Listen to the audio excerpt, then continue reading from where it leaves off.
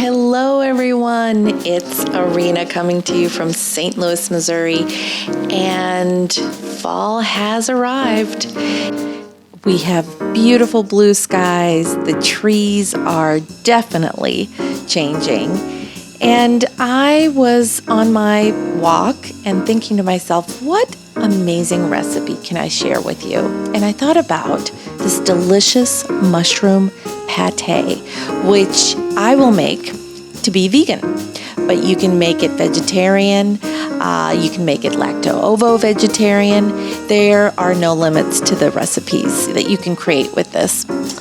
So here's the base of how to make a delicious mushroom pate, but not mushrooms from this tree. I just thought it was a very, very nice shot. The mushrooms we'll be using will be from the store, and I think you're really going to love the result.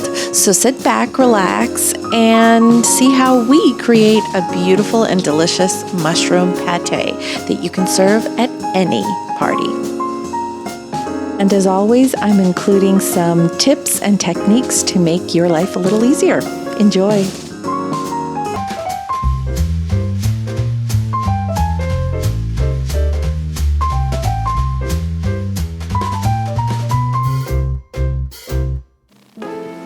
Okay, everyone, let's get started. Here are the ingredients. You've got white mushrooms, breadcrumbs, onions, lemon, basil, garlic, olive oil, and salt and pepper.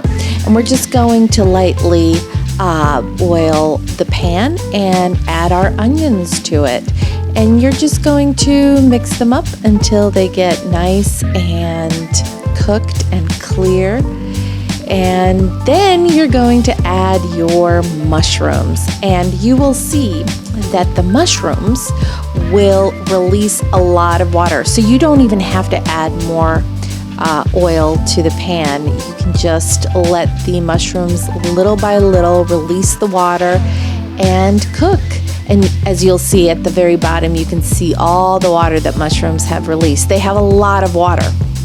So that's the goal, is to get all the water released. Now you've got a really nice mixture of onions and mushrooms. They're cooked and ready to go. It takes about 7 to 10 minutes, sometimes more, but you want to make sure that all the water is gone from the bottom of the pan. Now you're ready to add the garlic and the breadcrumbs and the basil and the lemon.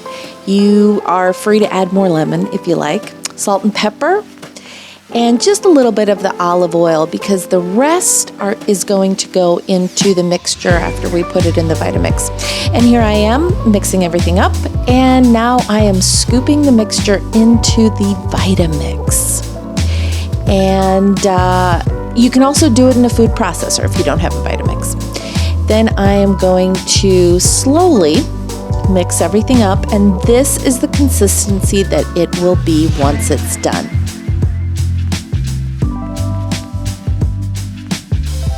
And then you just arrange it beautifully on a platter.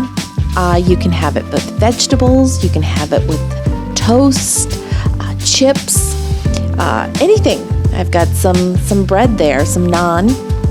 You can put it on a pita. There's really no limit. Enjoy, everyone.